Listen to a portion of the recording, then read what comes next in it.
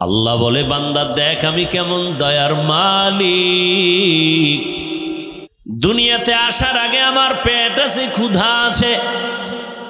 আমার আব্বা আম্মা জানতেন আমি দুনিয়াতে আসব, কিন্তু কি খাবো সেই চিন্তা এক সেকেন্ডের জন্য আব্বা করে নাই। আল্লাহ নিজ আল্লাহর কাছেও বলে না আল্লাহ আমার সন্তান পাঠাবা, খানাও আগে পাঠাও, তাও বলে নাই। আল্লাহ বলে, বান্দা দেখ আমি কেমন দয়ার মালিক। তোরে পাঠাবার আগে এমন পিওর খানার আয়োজন করেছি যা দুনিয়ার কোনো ডাক্তারও বানাতে পারে না। দুনিয়ার মানুষেরা কোম্পানি দিয়া ফ্লাক্স বানায়, গরম পানি হিটার বানায়, গরম চা, গরম পানি, গরম দুধ রাখবে, 24 ঘন্টার বেশি গরম রাখা যায় না, গ্যারান্টি দেয় না।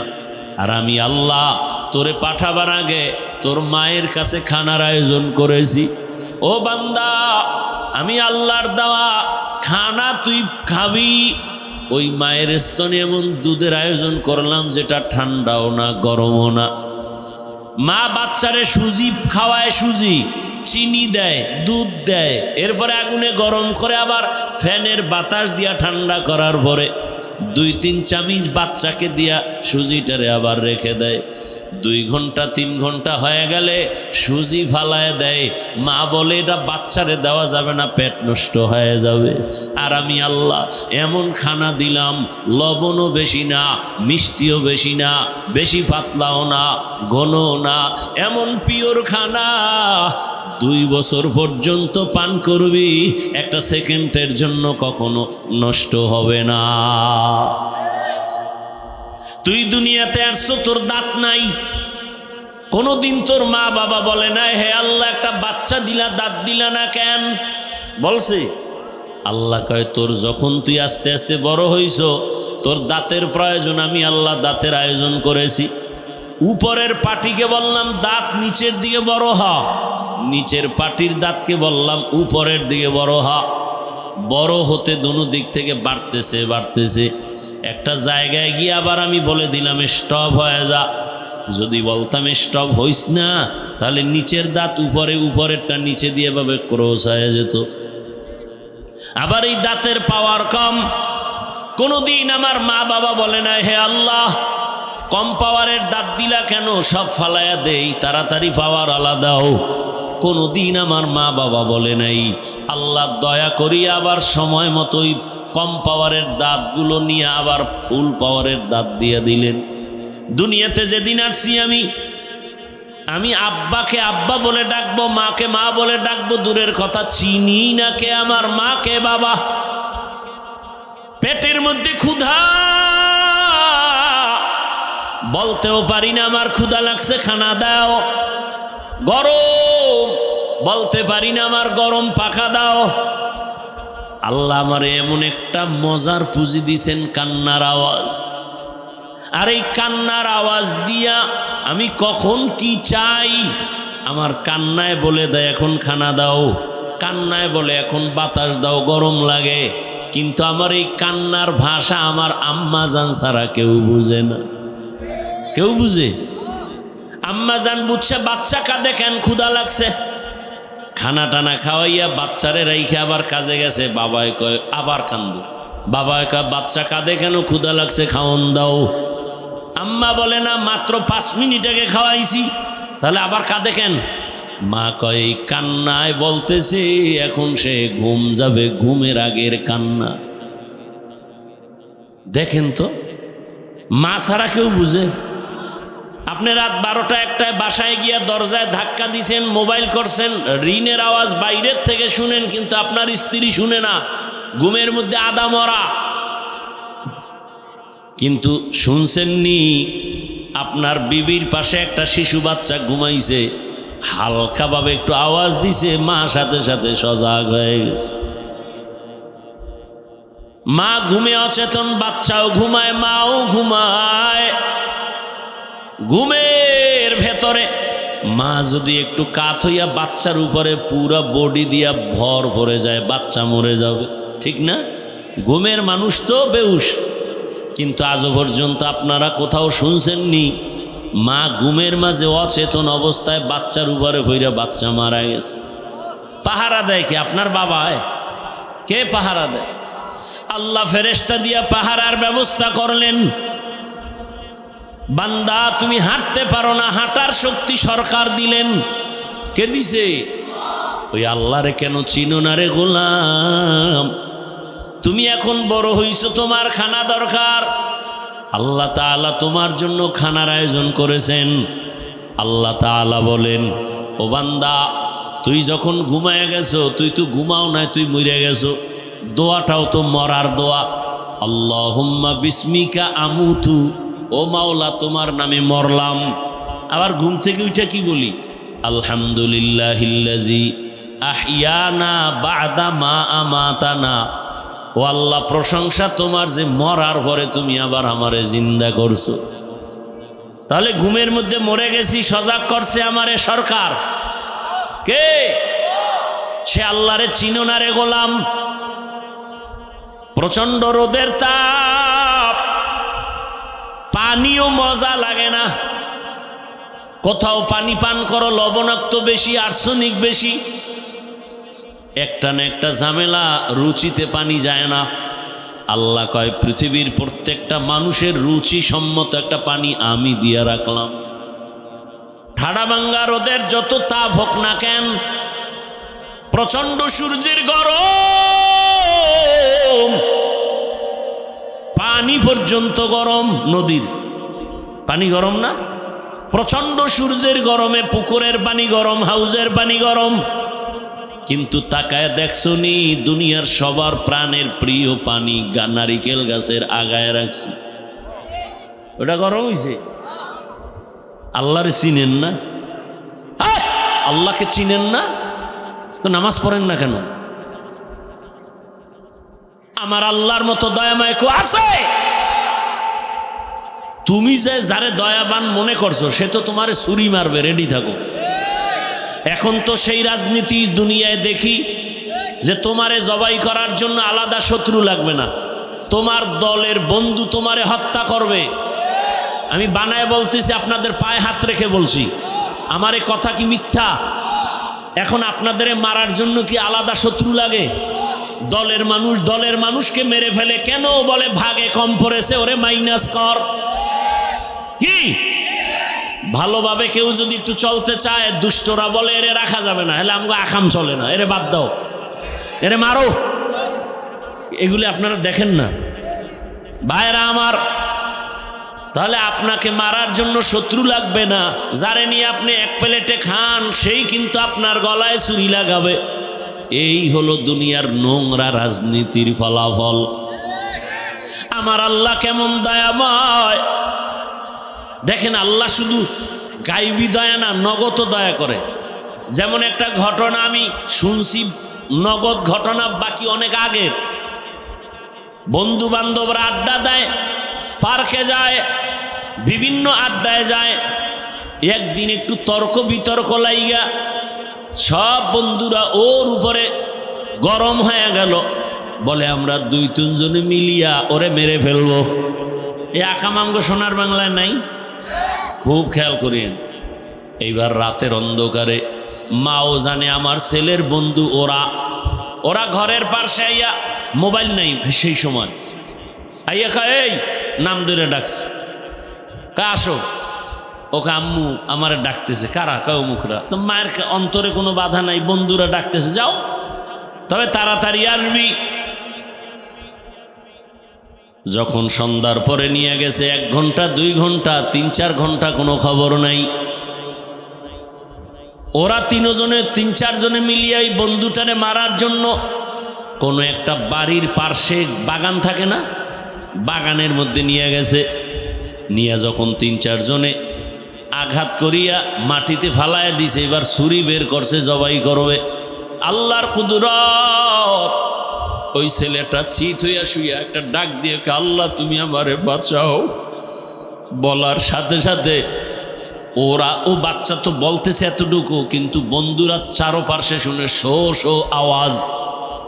নজর কইরা দেখি বিশাল এক বড় সাপ আসতেছে, ধেয়ে আসতেছে। ওরা সাপকে দেখে বড় ভয় পাইছে। সাপ এমন একটা শো শো আওয়াজ দিয়ে কাছে আসছে।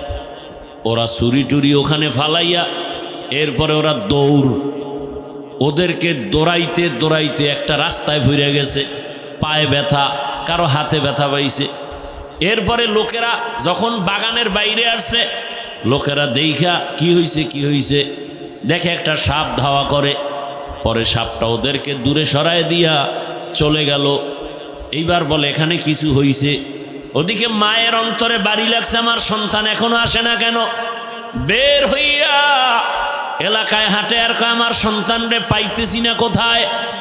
লোকেরা বলে এরকম কয়েকটা ছেলে দৌড় দিল, সাপ পেছনে দেখলাম, গিয়ে দেখে ওই বাগানের মধ্যে তার ছেলের রশি দিয়া হাতে পায়ে বাঁধা। ওরা তো মেরেই ফেলতো। ওরে অন্যায় যদি না করো, আল্লাহ কুদরতি ভাবে তোমাকে হেফাজত করবেন, কেউ তোমার ক্ষতি করতে পারবে না।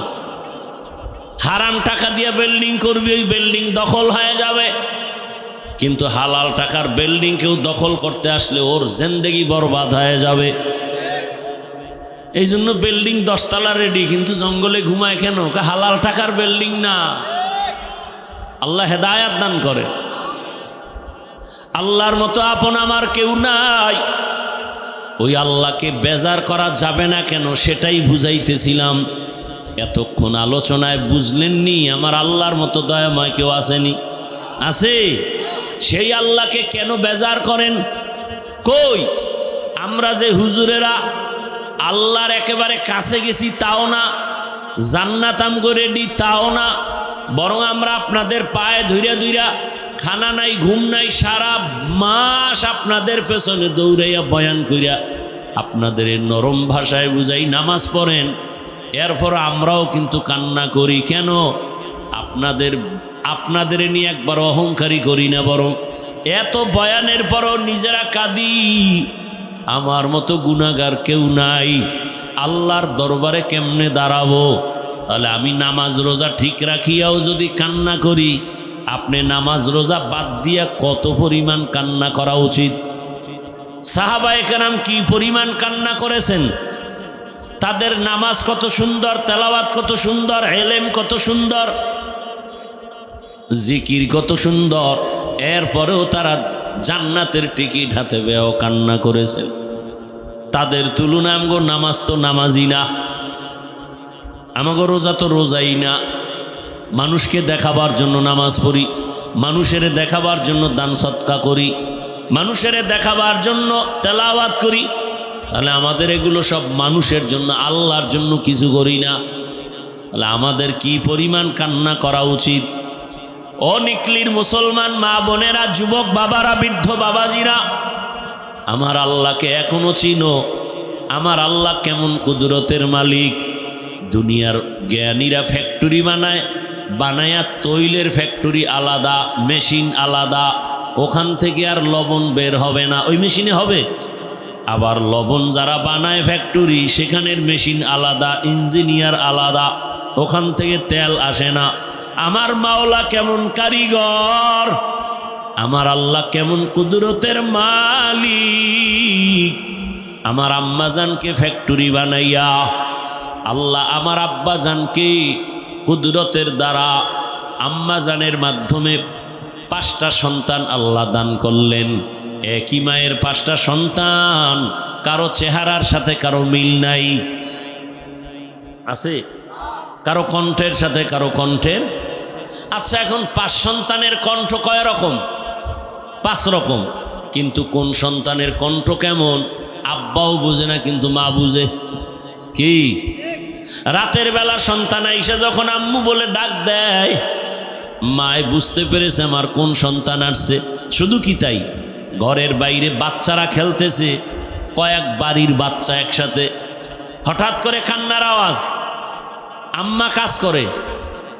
বড় কোনো সন্তান থাকলে এই তাড়াতাড়ি যাতো, বাহিরে আমার সন্তান কান্না করে। বড় সন্তান বলে না আম্মু, আমগো বাবু না। মা কয় না আমার বাচ্চা। ঠিকই গিয়ে দেখে অন্য বাচ্চা কাঁদে না, নিজের ভাই বা বোন কাঁদতেছে, বাচ্চা কাঁদতেছে।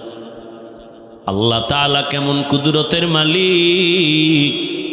এই যুবক বাবা, একই মায়ের গর্ভের সন্তান আবার একজন আর চোখে সমস্যা হতে পারে না, পারে না, অন্ধ, আবার কারো জবানে খায় ঠিকই, মুখ দিয়া কথার আওয়াজ নাই, একই মায়ের সন্তান। আবার কারো পায়ে সমস্যা।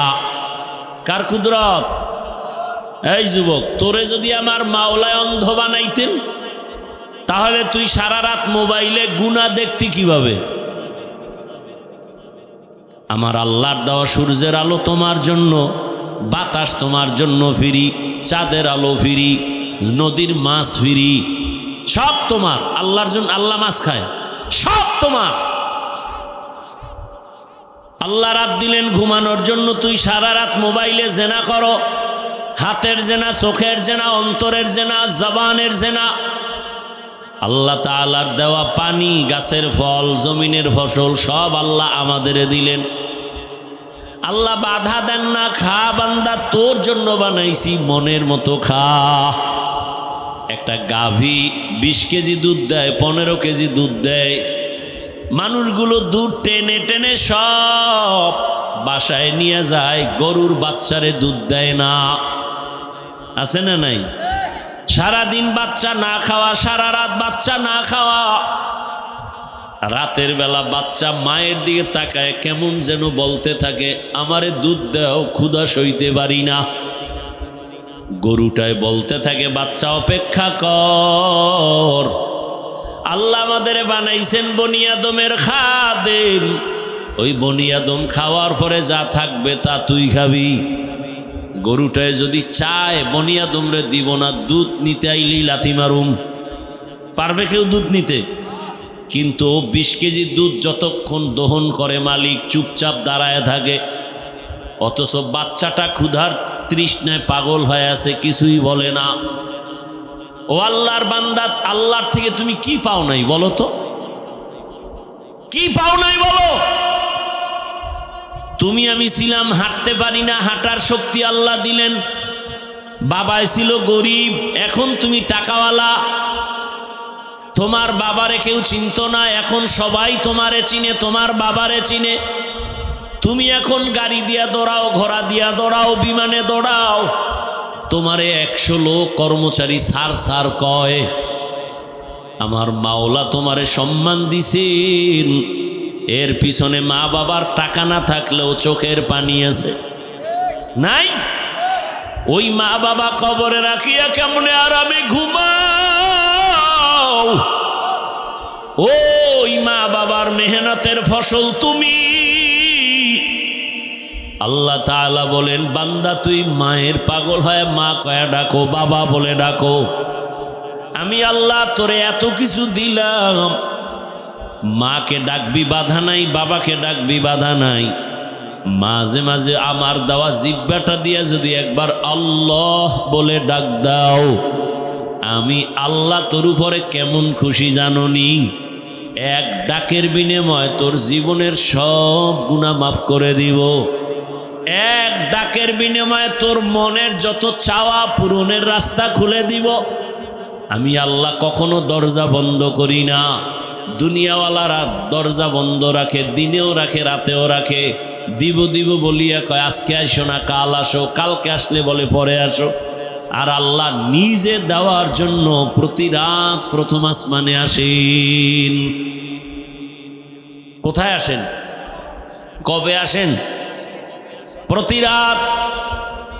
অতিও গভীর হয় রজনী যখন, নীরবে প্রভুর নাম জপিও তখন।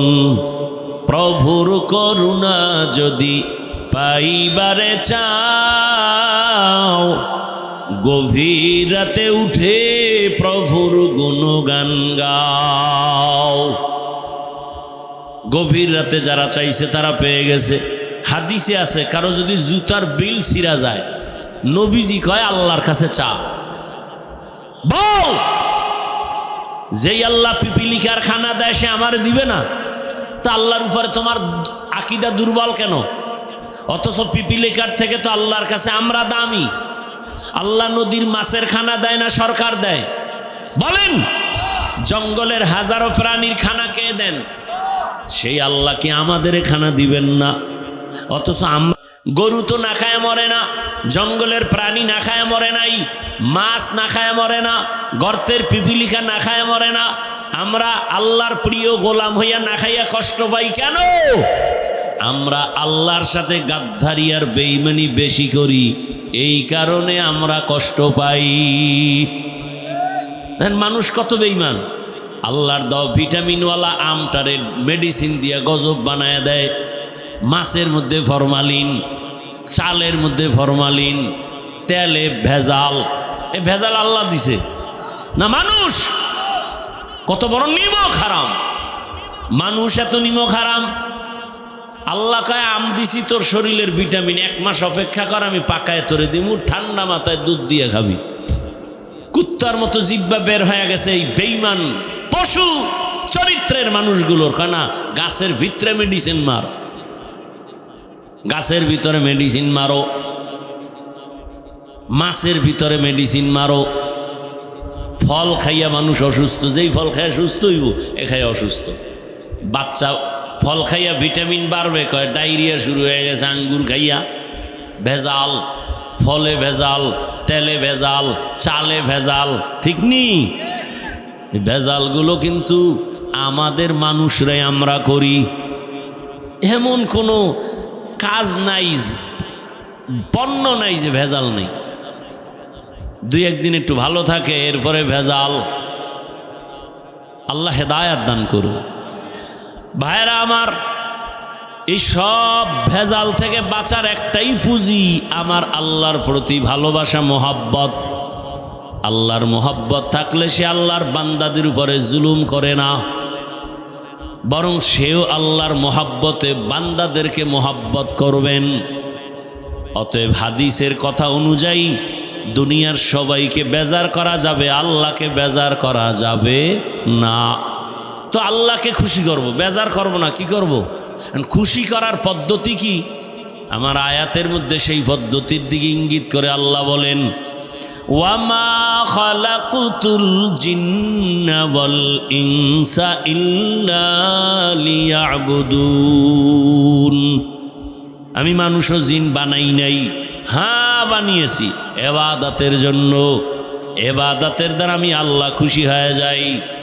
আমি আল্লাহ বান্দার ইবাদতের প্রতি আগ্রহী। আমি বানাইছি মানুষকে ইবাদতের জন্য। তাহলে ইবাদত করো বললেই তো হয়।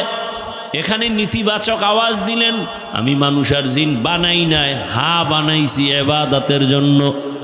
বুঝাইলেন আল্লাহ ঘুরাইয়া বলার দ্বারা, মানুষ তোমার জেহেনে আর অন্তরেই কথা ঢুকাও।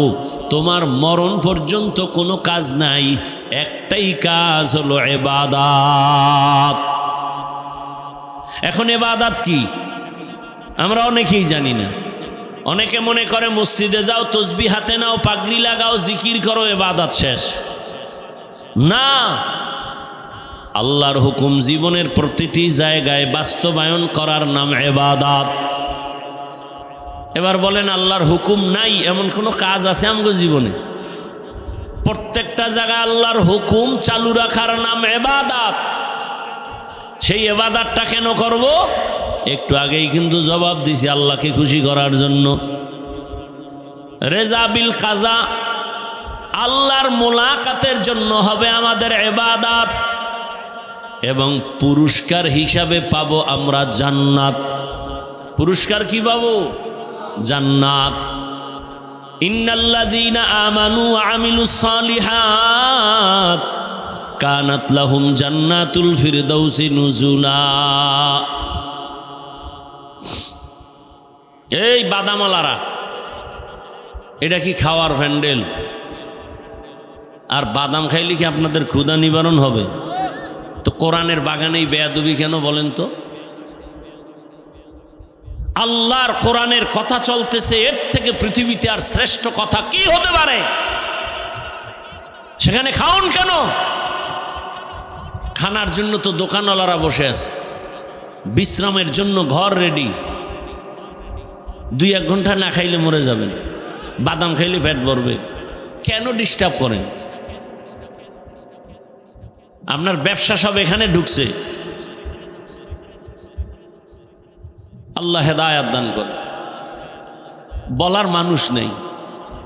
আমি মরে যাবো, আমার কণ্ঠের বলাও বন্ধ হয়ে যাবে, বলনেওয়ালা কম, শোনার মানুষও নাই, বিরোধিতার মানুষের অভাব নেই। দেখেন তো কোন দুনিয়ায় আইছি। সঠিক কথা বলার মানুষ নাই, শোনার মানুষ নাই, বিরোধিতা করারও অভাব নেই। বড় আজীব। আল্লাহ হেদায়েত দান করুন। তাহলে ইবাদত হলো আল্লাহর হুকুম বাস্তবায়ন করা। কেন করব? আল্লাহর মোলাকাত, পুরস্কার পাবো কি? একমাত্র জান্নাত। এবার ইবাদত কিভাবে করব? মন গড়া না, একমাত্র নবীজির আদর্শ অনুযায়ী করলেই হবে ইবাদত। খানা খাবেন নবীর আদর্শে ইবাদত, নবীর আদর্শ মতো ঘুম যাবেন ইবাদত, নবীর আদর্শ মেনে আপনি বাথরুমে যাবেন ইবাদত, নবীর আদর্শ মেনে আপনি ব্যবসা করেন ইবাদত, নবীর আদর্শ মেনে আপনি চাকরি করেন ইবাদত, নবীর আদর্শ মেনে কাউকে বন্ধু মনে করেন ইবাদত, নবীর আদর্শ মেনে কাউকে দুশ্মন ভাববেন ইবাদত। আর নবীর আদর্শ বাদ দিয়া নামাজ পড়বেন, সব বিফল। নবীর আদর্শ বাদ দিয়া রোজা রাখলেও কাজে আসবে না। নবীর আদর্শ বাদ দিয়া দান করবেন, ইবাদত হবে না, কাজেও আসবে না। আর নবীর আদর্শ পাওয়ারফুল এবং পারফেক্ট। আমি এভাবে বলি, দুনিয়াতে যত আদর্শ সব না পাক, একমাত্র রসুলের আদর্শই হলো পাক। বুঝেননি? নবীর আদর্শ পাক, আর বাকি সব কি? বলবেন হাফিজ ভাই অন্যদের আদর্শ নাপাক কেন? বলে অন্যদের আদর্শ নাপাক হওয়ার কারণ মানুষটাই নাপাক, খায়ও নাপাক। 3 বেলা ভাত খাইয়া যে বিড়ি টানে, এর জেহেন কত পাক। 3 বেলা খানা খায় যারা গাঞ্জা টানে, মদের বোতল নিয়ে দৌড়ায়, এগো দেমাগ পাক। কি আপনাদের জানা মতে মদ পান করে কেউ জিকির করে? বরং মদ পান করিয়া ওর দুলঙ্গ হইয়া বৌরে মা কয়। কথা বলেন না কেন?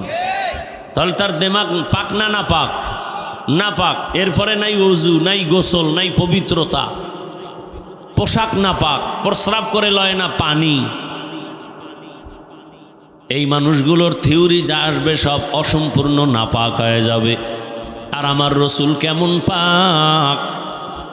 আমার নবী জীবনে একটা মিথ্যা কথা বলেন নাই, জীবনের এক মুহূর্তে নবী কাউকে একটা গালি দেন নাই। হাজারো গালি নবী শুনছেন, একটা গালির জবাবও কাউকে দেন নাই। আম্মা জান আয়েশা রাদিয়াল্লাহু আনহা বলেন, নবীজির ঘাম আমরা বোতলে ভরে রাখতাম আর আতর হিসাবে ব্যবহার করতাম। আপনাকে ঘামেও আতরের ঘ্রাণ আসে না? পাশে দাঁড়াইলে তো নামাজ শেষ হয়ে যাবে।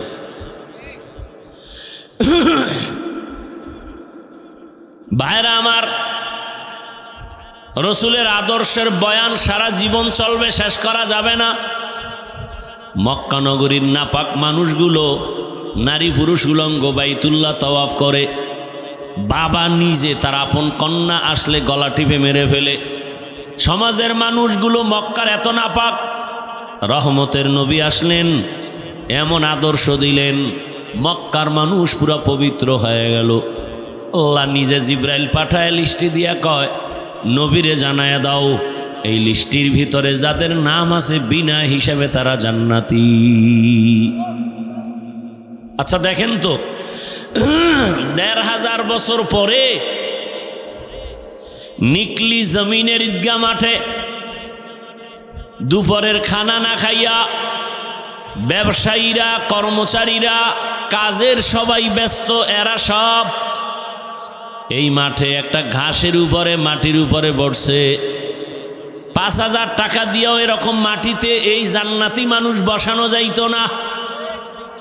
কি আপনাদের এলাকার টাকাওয়ালা যদি বলতো আমি ঈদগাহ মাঠে মানুষ নিয়ে ৩-৪ ঘন্টা বসাবো, সবাই বলতো ফ্রি গাড়ি দাও, ভাড়া ছাড়া। ঠিক নেই?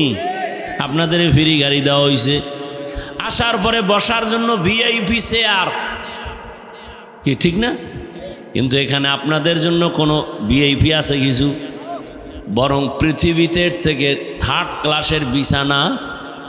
বিয়ার অনুষ্ঠানে যদি দিত, কি পরিমাণ জুতা খাইতো বিয়া বাড়িওয়ালারা। সত্য কথাটা স্বীকার করেন।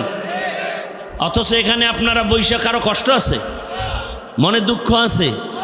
ভিআইপি নন ভিআইপি ক্লাস ভাগ আছে, কে বড় কে ছোট, কে আলেম কে শিক্ষিত ভেদাভেদ নাই। এরপরে দুনিয়ার কেউ আনতে চাইলে নাস্তা দেওয়া লাগবে, দুপুরে না খাওয়াই বয় রাখতো, কোফাকুফি শুরু হয়েছে।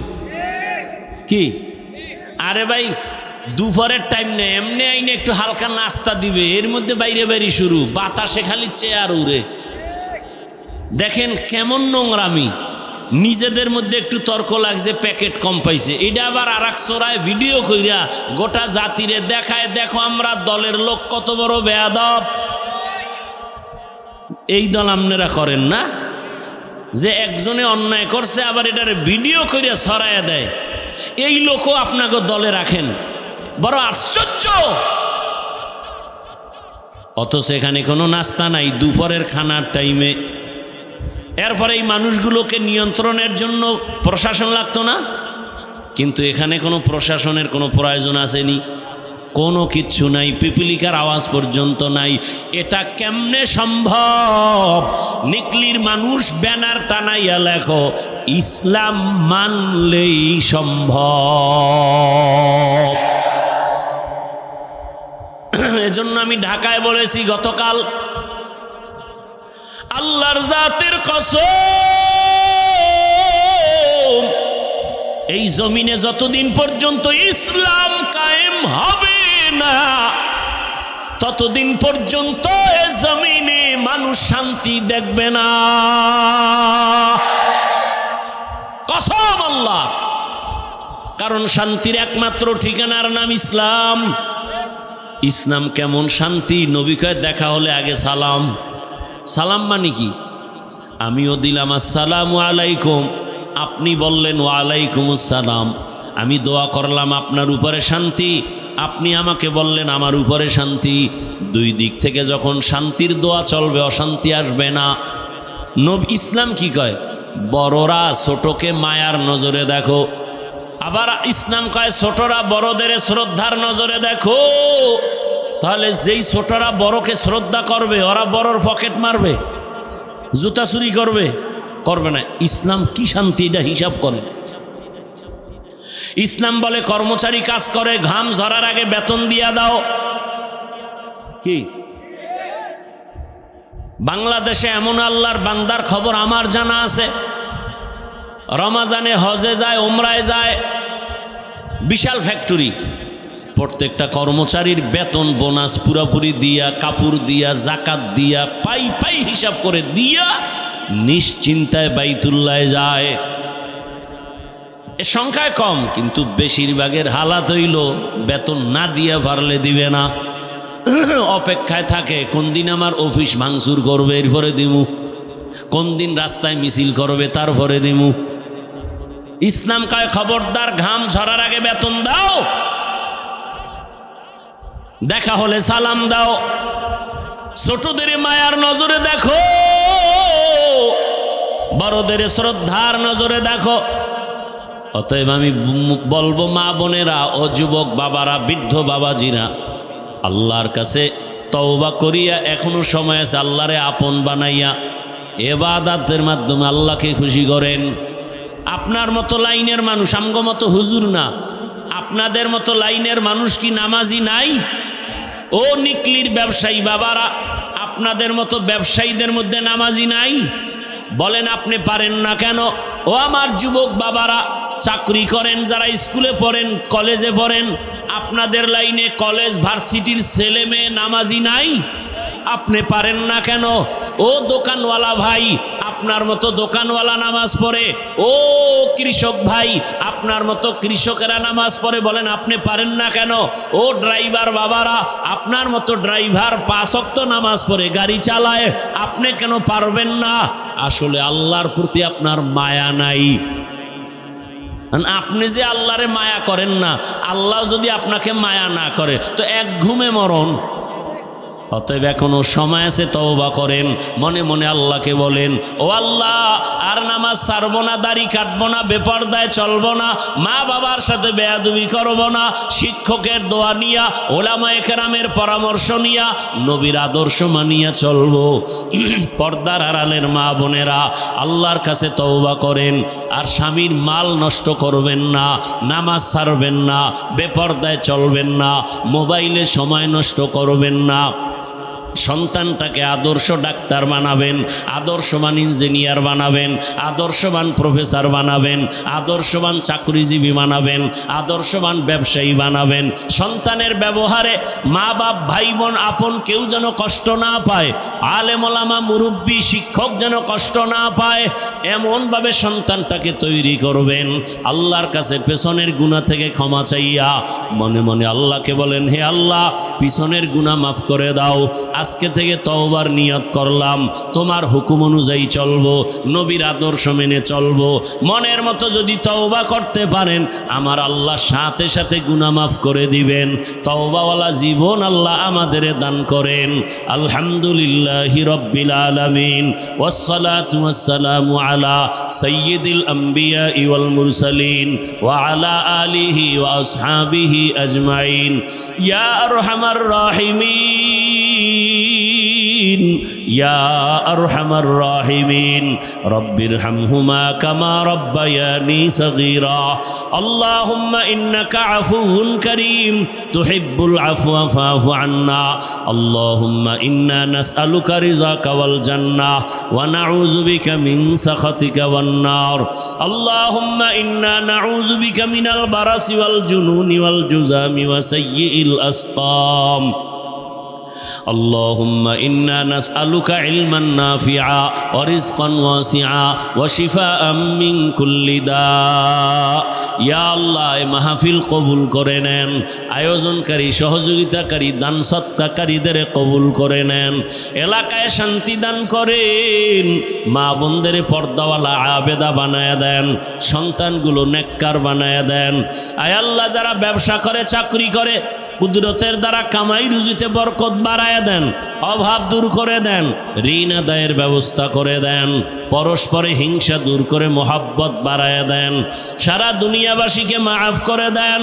আয় আল্লাহ, প্রবাসে যারা সবাইকে হেফাজত করেন, বাংলাদেশ ইসলামের জন্য কবুল করে নেন, পরস্পরে মোহাব্বত বাড়ায় দেন। আয় আল্লাহ, অভাবীদের অভাব দূর করে দেন, সন্তানগুলো দিনের খাদেম বানায় দেন, আমার যুবকদের 5 ওয়াক্ত নামাজি বানায় দেন, মোবাইলের গুনাহ থেকে হেফাজত করেন। আমাদের মা, আমাদের বাবা যাদের দুনিয়ায় নাই, অন্ধকার কবরে আছে, সবার কবর জান্নাত বানায় দেন। আয় আল্লাহ, যারা বেঁচে আছেন হায়াত বাড়ায় দেন, অসুস্থ যারা সুস্থ করে দেন। আয় আল্লাহ, নবীজির সুন্নাতওয়ালা জীবন দান করেন, সুস্থতার সাথে নেক হায়াত দান করেন, চলার পথে জানমাল হাল পরিবার হেফাজত করেন।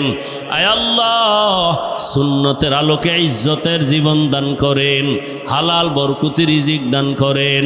আয় আল্লাহ, নবীজির মোহাব্বতে আমাদের কবুল করে নেন, বাতিলের মোকাবেলায় বিজয় দান করেন, জাহেরি বাতিনি দুশ্মনের মোকাবেলায় বিজয় দান করেন। আয় আল্লাহ, নবীজির মোহাব্বতে আমাদের সবাইকে দীর্ঘ নেক হায়াত দান করেন, মনের নেক আশা পূরণ করে দেন, অসুস্থ যারা সুস্থতার নেয়ামত দায়মান বাড়ায়া দেন, নবীজির মোহাব্বতে আমাদের দোয়া কবুল করে নেন। ওয়াসাল্লাল্লাহু তাআলা আলা খাইরি খালকিহি মুহাম্মাদ ওয়া আলিহি ওয়া আসহাবিহি আজমাইন। আমিন আমিন আমিন বিরহমাতিকা ইয়া আরহামার রাহিমিন।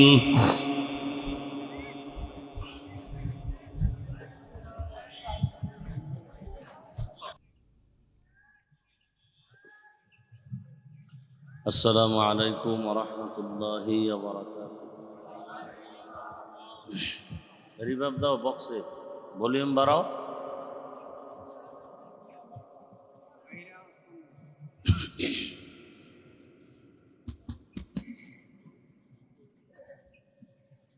আলহামদুলিল্লাহ, বাড়াও ভলিউম, আরো বাড়াও।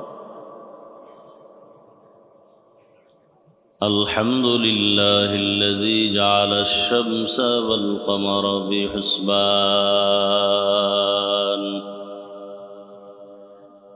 والنجم والشجر يسجدان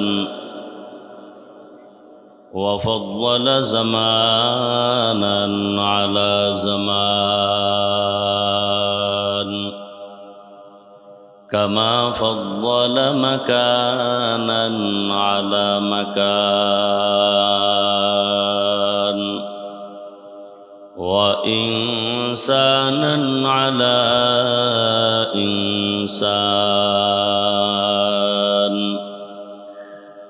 ونشهد أن لا إله إلا الله وحده لا شريك له لا ضد له ولا ند له ولا مثل له ونشهد أن سيدنا وسندنا وحبيبنا وحبيب ربنا وطبيبنا وطبيب قلوبنا ومولانا محمدا عبده ورسوله اللهم صل على محمد النبي الأمي وعلى آله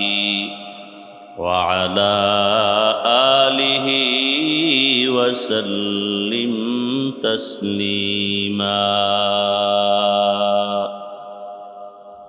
وبعد فأعوذ بالله من الشيطان الرجيم بسم الله الرحمن الرحيم وما خلقت الجن والإنس إلا ليعبدون وقال رسول الله صلى الله عليه وآله وسلم لا طاعة لمخلوق في معصية الخالق صدق الله مولانا العظيم وصدق رسوله النبي الأمي الكريم ونحن على ذلك من الشاهدين والشاكرين والذاكرين والحمد لله رب العالمين سبحانك لا علم لنا إلا ما علمتنا إنك أنت العليم الحكيم رب اشرح لي صدري ويسر لي أمري واحلل عقدة من لساني يفقه قولي نگاہ مومن سے تو بدل جاتی ہے تقدیر نگاہ مومن سے تو بدل جاتی ہے تقدیر یہ بندہ کی قوت نہیں قدرت کا اشارہ یہ بندہ کی قوت نہیں قدرت کا اشارہ اے مرد خرد ترک معاصی کی ضرورت اے مرد خرد ترک معاصی کی ضرورت اب صحبت صالح کی سوا کوئی نہیں چارہ اب صحبت صالح کی سوا کوئی نہیں چارہ مردود ہے پیچھے ہمیں خبر نہیں لیکن مردود ہے پیچھے ہمیں خبر نہیں لیکن ایک وقت میں ہلاک جو اعمال ہے سارا एक वक्त में हालाक जो अमाल है सारा। এই ফ্যানটা দিয়ে ঘুরাই দেন তো।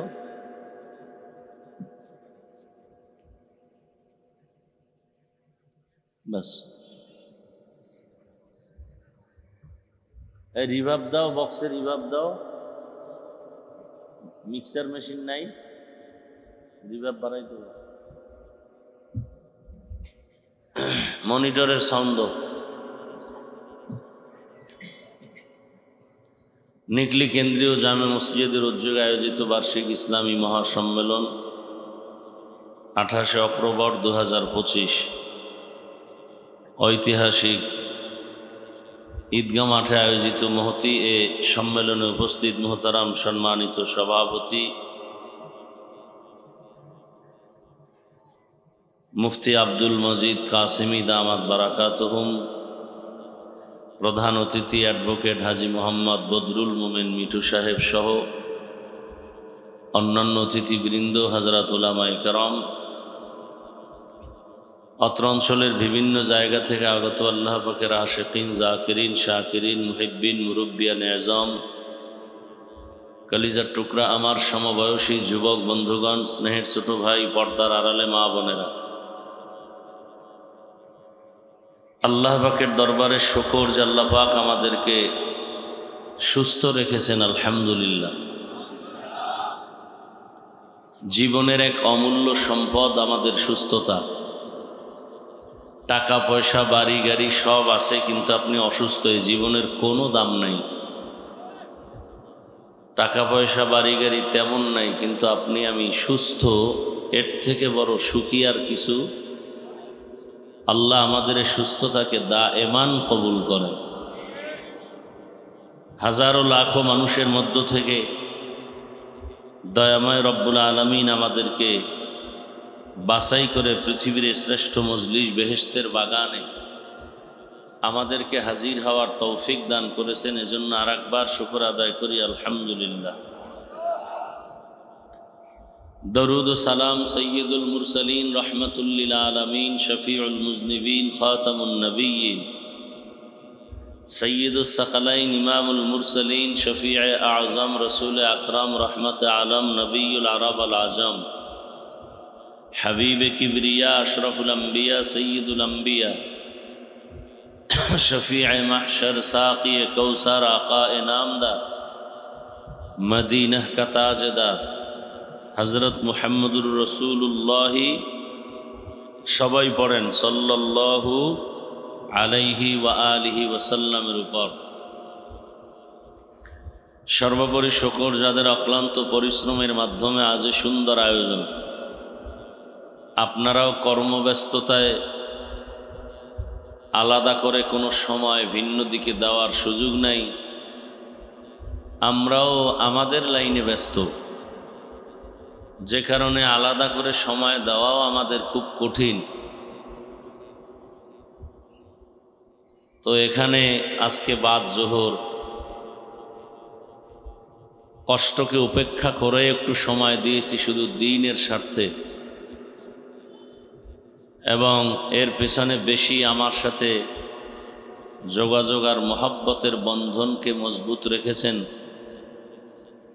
আমি যেখানে আছি নারায়ণগঞ্জ ফতুল্লা থানার সুপরিচিত একজন সাংবাদিক জনাব তানবীর সাহেব, আপনাদের এলাকার গৌরব, তার মহব্বতের বন্ধনেই এখানে আসা। এরকম প্রত্যেক দেশের আমার প্রত্যেক সাংবাদিক যদি দ্বীনি এই প্রোগ্রামগুলোর সাথে জড়িত থাকেন, তাহলে জাতির খেদমতের পাশাপাশি দ্বীন ও ইসলামের খেদমতও আরো সুন্দর হবে। সমস্ত মিডিয়া ব্যক্তিত্ব, সাংবাদিক যারা আছেন, আল্লাহ সবাইকে সততার সাথে, ন্যায়ের সাথে দেশ ও জাতির এবং দ্বীনের খেদমত করার জন্য কবুল করেন। উলামায়ে হযরত আলোচনা করেছেন, এরপরেও চলবে না, শেষ। ওলামায়ে কেরামদের কথাগুলো সহি তরিকায় আমাদেরকে আমল করার তৌফিক দান করেন। ওলামায়ে কেরামের ইজ্জতকে আল্লাহ বেশি বেশি বাড়ায় দেন। আপনারা পেটে ক্ষুধা নিয়ে বসছেন, হ্যাঁ? এত বলতেছি বারবার, এই অপারেটর কোথায়?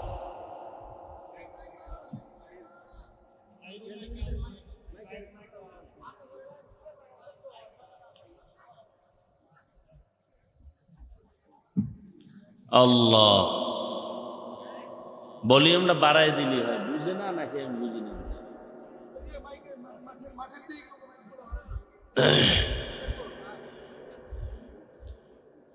তো খেয়াল করি ভাই, কথা শুনি। এখন শোনা যায়? ওরা ঠিক করতেছে, চেষ্টা করতেছে। আল্লাহ পাকে মাহফিলকে সর্বদিক থেকে কামিয়াবির সাথে কবুল করেন। তো ওলামায়ে কেরামের কথা বলতেছিলাম, আল্লাহ ওলামায়ে কেরামদের ইজ্জতকে বাড়ায় দেন। মহিলারাও তো কথা বললে একটু জোরে হইতো। আপনারা কি মহিলার চেয়েও দুর্বল?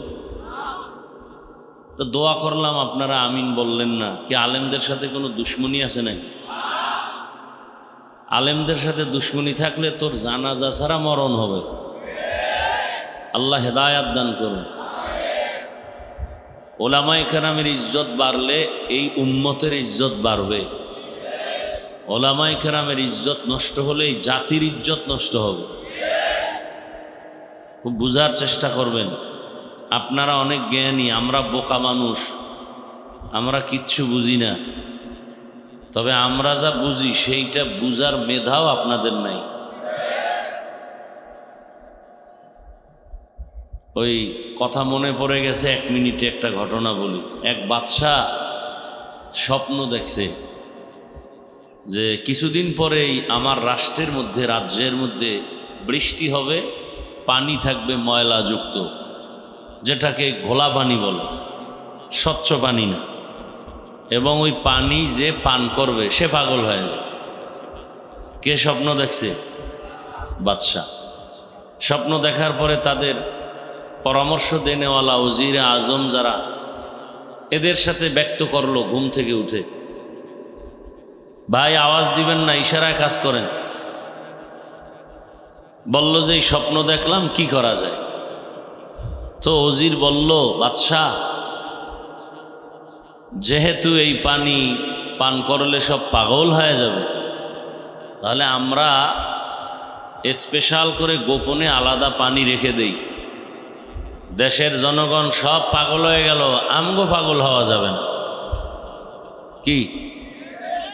বাদশা পাগল হইলে তো উপায় কি?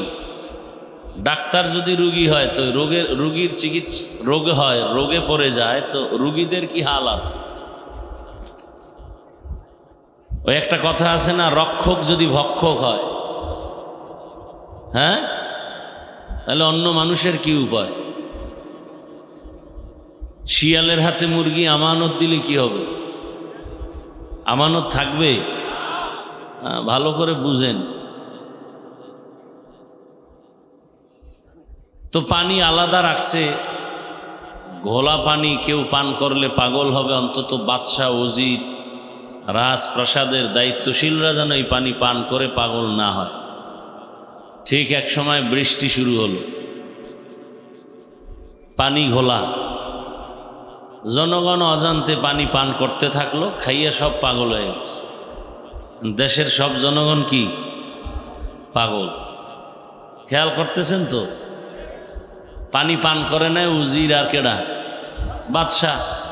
জনগণ পানি পান করে সব এক লাইনে যখন চলে আসছে, পান করে নাই 2 জন। সব বলে আমাগো দেশের মধ্যে, এই রাজ্যে 2 জন পাগল আছে, বাদশা আর ওজির। বাকি সব আমরা ভালো, এই 2 জনই পাগল। কারণ এদের কথা আমাদের কথা মিলে না। ওজিরে কয়, জনগণ এত বারবার আমাকে পাগল কয়, শুনতে ভাল লাগে। বাদশাকে বলে, বাদশা কি করা যায়? তুই কর, আমি করবো না। ওজিরেও পানি পান করছে। পান করিয়া জনগণের কাতারে গিয়া বাদশারে একদিন কয়, বাদশা আসলে এমন একটা পাগল। বাদশা চিন্তা করলো, ওজির যখন পাগল কয়, আমি ছাগল থেকে লাভ কি? আমিও পান করি। এবার এই ঘোলা বৃষ্টির পানি পান করে পুরা দেশের মানুষ এখন এক লেভেলে আসছে, এখন আর কোনো পাগল নেই, পাগল বলারও কেউ নেই। বুঝে আসছে কথা? তো আপনি ইসলাম ইসলাম শুনেন, বুঝেন না ইসলাম কি, যে কারণে কোরআন হাদিসের আলোকে কথা বললে আপনি মুসলমান না বুঝে বিরোধিতা করবে একটা বিধর্মী। অথচ আপনি আমি এক আল্লাহকে মানি, এক রসুলকে মানি, আপনার আমার আল্লাহ এক, নবী এক, কোরআন এক, কাবা এক, ধর্ম এক, কালেমা এক, সব এক, আমাদের আজান এক, মসজিদে ঢুকে যাই, নামাজ পড়ি, জুমা পড়ি। অথচ বিরোধিতা আপনি করেন, বিধর্মীরা করার কথা তারা করে না। তাহলে আপনি কোন ময়লা পানি পান করছেন আল্লাহই ভালো জানে। এই জন্য আপনি এখন উল্টা পথে চইলা আপনাকে নিজে দোষী মনে করেন না, আমরা সতর্ক করি কেন আমাদের দোষ। চিন্তা করতে পারেন। অথচ ওলামায়ে কেরাম এই জাতির পদে পদে প্রত্যেকটা ক্ষেত্রে কল্যাণের কথা বলে, একটা আলেম কারো ক্ষতির কথা বলে না। আখেরাতেরও কল্যাণের কথা বলে, দুনিয়ারও কল্যাণের কথা বলে। বলবেন অন্যেরা কি বলে না, আমি বলবো, বলে না। এরপরে যদি বলেন বলে, আমি বলবো ওই বলার মধ্যে স্বার্থ আছে, আলেমদের বলায় কোনো স্বার্থ নেই। এর দুইটা উদাহরণ দিব আমি 2 মিনিটে, খুব খেয়াল করবেন। মহামারী করোনা আমাদেরকে আঙ্গুল দিয়ে দেখিয়ে দিয়েছে, গোটা দুনিয়া স্তব্ধ, সব বাহাদুরের মাথা হাঁটুর নিচে, সব বাহাদুরের বাহাদুরি সব শেষ। ভালো করে মনে রাখবেন, ইতিহাস মানুষকে বেঈমানি করে না, ভালো করে খেয়াল করে। সেই করোনার সময় কি হলো? স্কুল কলেজ ভার্সিটি চাকুরি ব্যবসা ফ্যাক্টরি গাড়ি সব বন্ধ। আপনাদের মনে নাই মনে হয়, কিন্তু আল্লাহর কোরআনের একটা মাদ্রাসাও বন্ধ হয় নাই। সত্য কথাটা স্বীকার করেন, মানেন আর না মানেন, অন্তত সাপোর্ট করেন যে হ্যাঁ এটা সত্য। এবার আসেন, সেই সময় অবস্থা কি? বাবারে করোনা আক্রান্ত করলো, শিক্ষিত 2 কুলাঙ্গার সন্তান, বাবার কাছে যায় না, করোনা, মাস্ক লাগাইছে, ট্রিপল মাস্ক লাগিয়ে বসে আছে। বাবা এক পর্যায়ে করোনা আক্রান্ত হয়ে মরেই গেছে। এখন এই লাশ নিয়ে পেরেশানি, কাছে যায় না, এলাকার কিছু গরিবদের বলে কিছু টাকা দিব, বাবার লাশটা রাস্তায় ফেলে দাও। তো টাকা পায় গরিবরা রাস্তায় ফেলে দিছে। ওই কুলাঙ্গার শিক্ষিত সন্তানরা জানালা দরওয়াজা লক করে ভেতরে থাকলো, একবারও খোঁজ নিল না যে বাবার লাশ কি জানাজা হলো না কুকুর খেলো। আর খবর কি হইল সেই সময়? আমার দেশের শত শত করোনার লাশ, কিছু পুলিশ ভাই আর সিংহবাগ ওলামায়ে কেরাম টুপিওয়ালারা, ফ্যানের বাতাস চলতেছে, তোমার একটু তারও পিছে যায়। শত শত করোনার লাশ আমার দেশের টুপিওয়ালারা কাঁধে নিলেন, গোসল করালেন, কাফন পরায়া জানাজা দিয়া কবরে রাখছেন। একজন হুজুরেও করোনায় মরে না।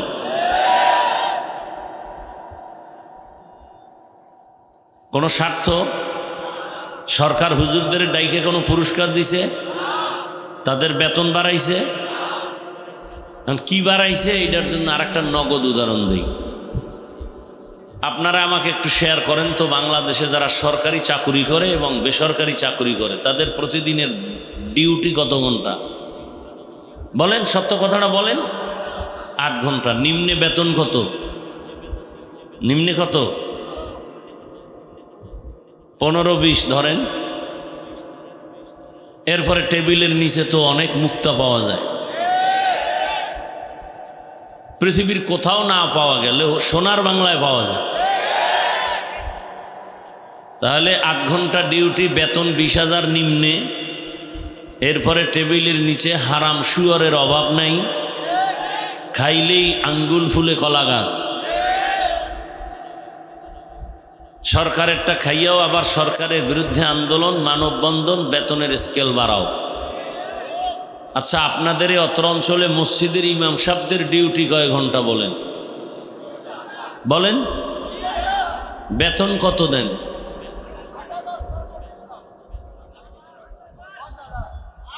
কি আপনারা বলেন কত দেন? শহর এলাকায় একটু বেশি, 10,000, 8,000। গ্রাম অঞ্চলে সেদিন এক জায়গায় জিগাইলাম, কামগো ইমাম সাহেব হুজুরের বেতন 1,500, খতিব সাহেবের 2,500। ভালো। ডিউটি কয় ঘন্টা? আল্লাহ পশুকে ভালো মন্দ যাচাইয়ের জ্ঞান দেন নাই, মানুষকে দিছেন। বলেন তো আপনার জ্ঞান থেকে পৃথিবীতে এর থেকে জুলুম আর কি হতে পারে?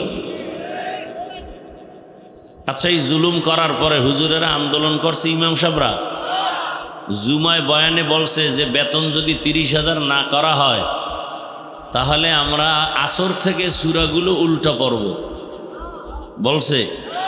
আচ্ছা, এই যে 24 ঘন্টা ইমাম সাহেব খেদমত করেন, তাও কিন্তু রিমান্ডের মতো আপনারা রাখেন। জোহরের নামাজে নাই, আসরের সময় একজন রিক্সাওয়ালাকে, এই হুজুর কইছিলেন জোহরে? তো ইমাম সাহেব কয়, কে তুমি? বলে, আমি রিক্সার ড্রাইভার। এত পাওয়ার কেন? বলে, 5 টাকা মাসে বেতন দেই। সত্য কথাটা স্বীকার করতে কষ্ট হয়। সভাপতি সাহেব কত দেয়? বলে, মাসে 100। সেক্রেটারি সভাপতির থেকে আরো ধনী, সে কত দেয়? বলে 50। কেন? কয় সভাপতির থেকে বেশি দিলে বেয়াদবি হবে।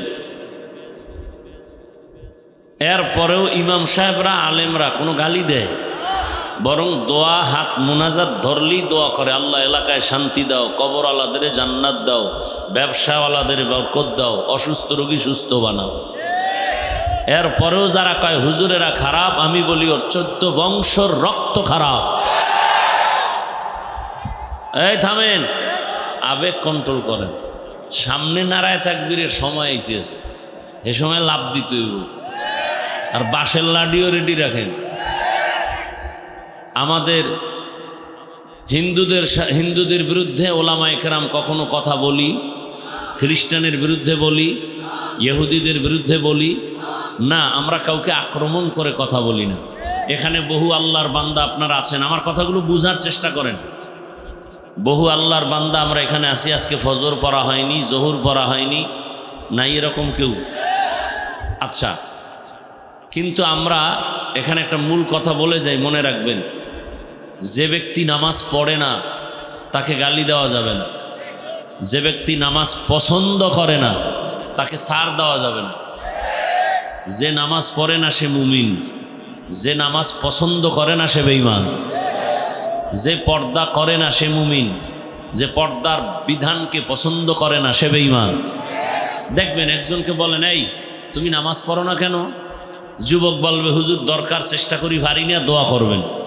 তাহলে তার মধ্যে আগ্রহ আছে না নাই? আর একটা যুবকরে জিজ্ঞাসা করেন, তুমি নামাজ পড়ো না কেন? না পড়লে অসুবিধা কি? ওর মধ্যে আগ্রহ আছে? তাহলে দোনোটা বেনামাজি, একজন মুমিন আর একজন বেঈমান। অতএব যে নামাজ পড়ে না তাকে গালি দেওয়া যাবে, তাকে সালাম দিব, বুকে লাগাবো, পারলে বুঝাবো, নাস্তা খাওয়াবো, বিরোধিতা করব না। কিন্তু নামাজের উল্টা বললে তাকে ছাড় দিব না। সুযোগ পেলেই জুতার বাড়ি। ব্যবধান বুঝছেন তো? ব্যবধানটা বুঝছেন? যে দাড়ি রাখে না তাকে গালি দেওয়া যাবে না, বরং যদি কেউ বিরোধিতা করে তাকে ছাড় দেওয়া যাবে না। খুব কঠিন পয়েন্ট মনে রাখবেন। অতএব আপনি নামাজ না পড়া আর নামাজের বিরোধিতা করা কি এক না? আপনি ইসলামের লাইনে সব কিছু মানতে পারেন না, অন্তরে আগ্রহ থাকতে হবে, সাপোর্ট থাকতে হবে। বিরোধিতা করলে আপনার ঈমান শেষ। অতএব যে বিরোধিতা করবেন তার সাথে কোনো ছাড় নাই, তার সাথে আমাদের যুদ্ধ। কিয়ামত পর্যন্ত জিহাদ চলবে কোরআনের আইনে। দুনিয়ার কোনো বাদশাহী ইনসাফে এ জিহাদের বিধান বন্ধ হবে, কোনো জালেমের জুলুমে এ জিহাদের বিধান বন্ধ হবে না। এ কারণে জিহাদের হুকুম যেহেতু চালু, শাহাদাতের দরজাও খোলা। শাহাদাতের দরজাও খোলা। আল্লাহ বুঝার তৌফিক দান করে। তো ওলামায়ে কেরামের জন্য দোয়া করলাম, পাশাপাশি আরেকটু দোয়াও করি, আল্লাহ উলামায়ে কেরামের বিরুদ্ধে যারা চক্রান্ত করে এদের হেদায়াত দান করেন। হেদায়াত যদি না থাকে আল্লাহ কঠোর হস্তে দমন করে দেন। বরকতি মজলিসে আপনারা বসছেন, আল্লাহ পাক আমাদের সবাইকে বরকতপূর্ণ জিন্দেগি দান করেন। আমি সংক্ষেপ 2-4টি কথা বলবো, কারণ বাতাসের সাথে আসলে বাতাসের লাইনে চলা লাগে না, উল্টা চলা যায়। তো আজকে এখানে আসছি কেমনে? বাতাসের পাওয়ার দিয়া।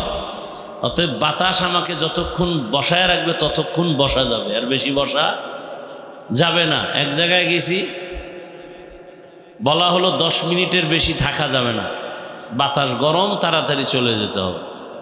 ঠিকই আমি নেমে 10 মিনিট কথা বলে চলে গেছি। আবার আর এক জায়গায় আপনাদের পাশেই কোথাও একটু দূরে বয়ানে বসছি, একটু টাইম 10 মিনিট বেশি হয়েছে, আমারে থুইয়া বাতাস চলে গেছে। এই জন্য আমি এই প্রোগ্রামগুলো নিতে চাই না, দিনের স্বার্থে মাঝে মাঝে চেষ্টা করি, কিন্তু এতেও দেখি মানুষ হিসাব ছাড়া উল্টা পাল্টা মন্তব্য করে। তো আমার কারণে যদি আমারে গালি দেয় এক কথা, সব হুজুরগো গালি দিলে তো এই কাজ আমার দ্বারা করা ঠিক না, এজন্য কমায় দিছি। এজন্য খুব সংক্ষেপ 2-4টি কথা বলবো। একটা আয়াত পড়ছি, রসুলের একটি হাদিস পড়ছি, খুব খেয়াল করে শুনবেন। ভুল হলে ধরায় দিবেন। ভুল হলে কি দিবেন? হ্যাঁ, বেয়াদবি করবেন না, খবরদার। বলবেন ভুল হলে ধরায় দিলে কি বেয়াদবি? হ্যাঁ, ধরায় দেওয়াটা অনেক ক্ষেত্রে অনেকের জন্য বেয়াদবি।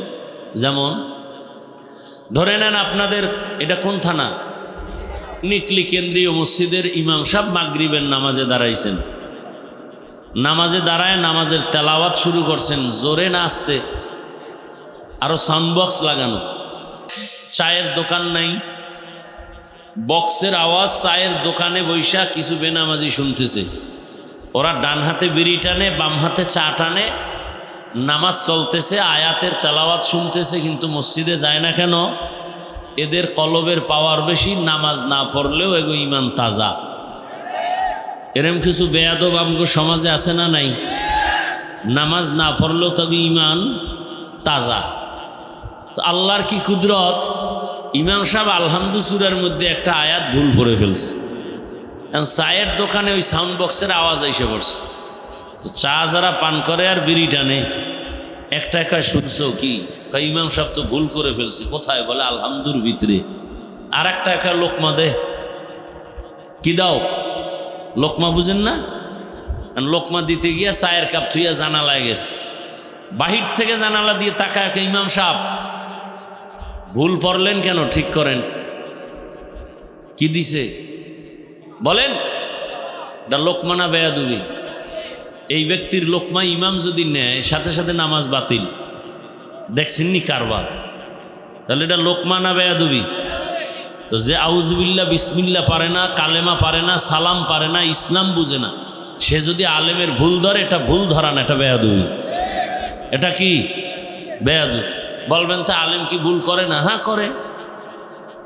তার সমাধানের জন্য এদেশে আরো উপরের আলেম আছে, সর্বোপরি আমার আল্লাহ আছে।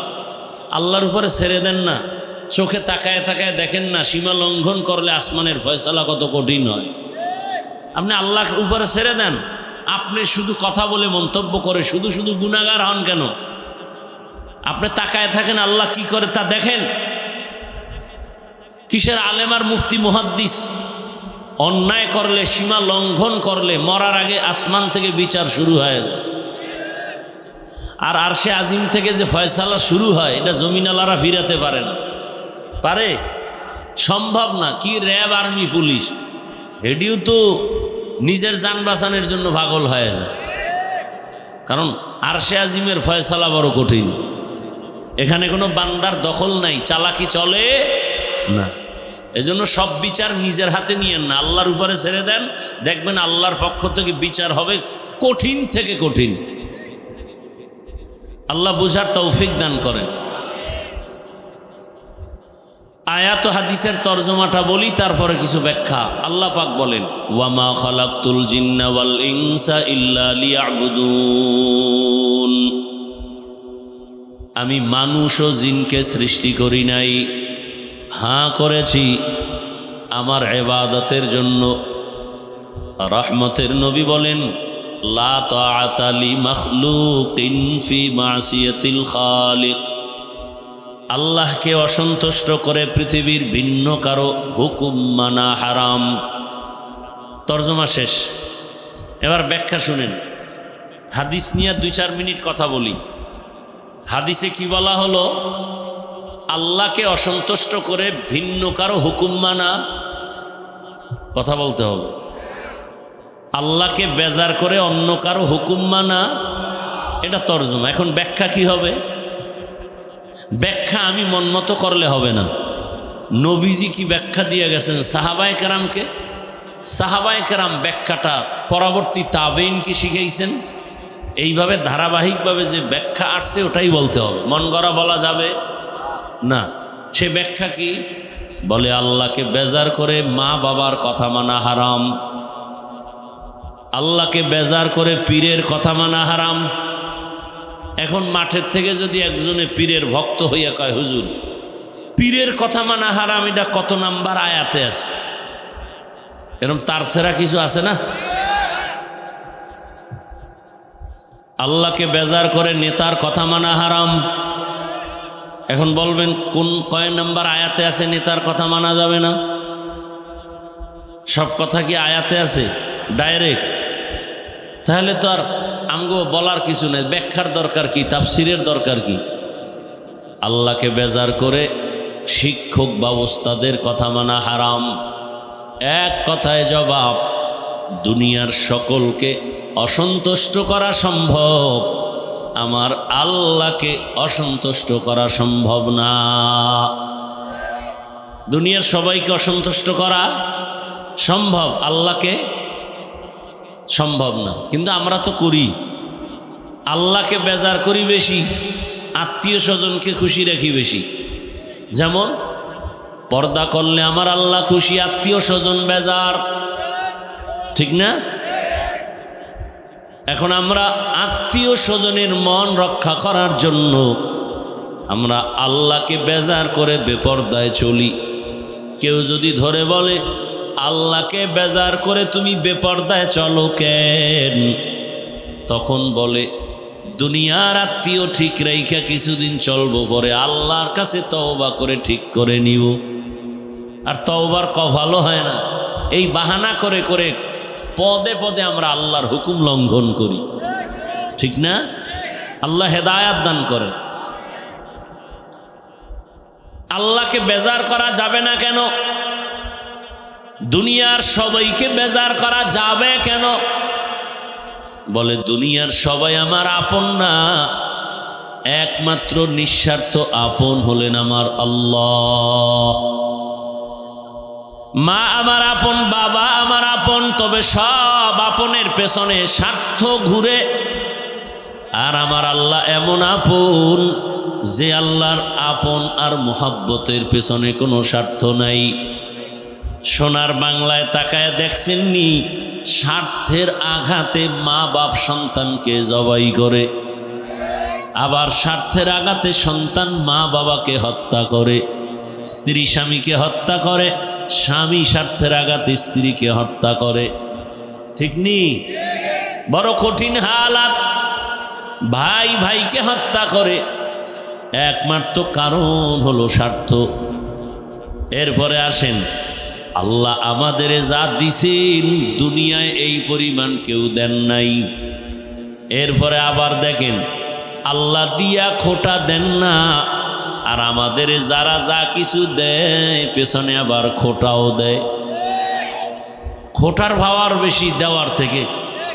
50,000 টাকা মাদ্রাসায় দান করে কয় পুরা মাদ্রাসা আমি করছি, বলে না? বলে না?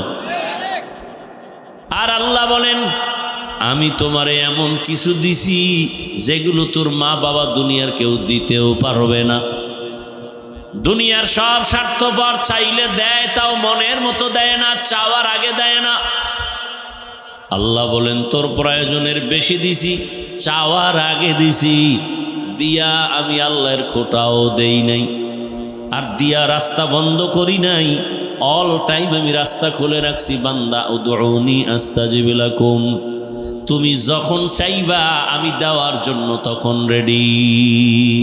আতিনা ফি দারে দুনিয়া না হাসান, আতিনা ফি দারে উকবা না হাসান, ইয়া গিয়াসাল মুস্তাগীসিন ইহদিনা লিফতিখারা বিল উলুমি ওয়াল গিনা।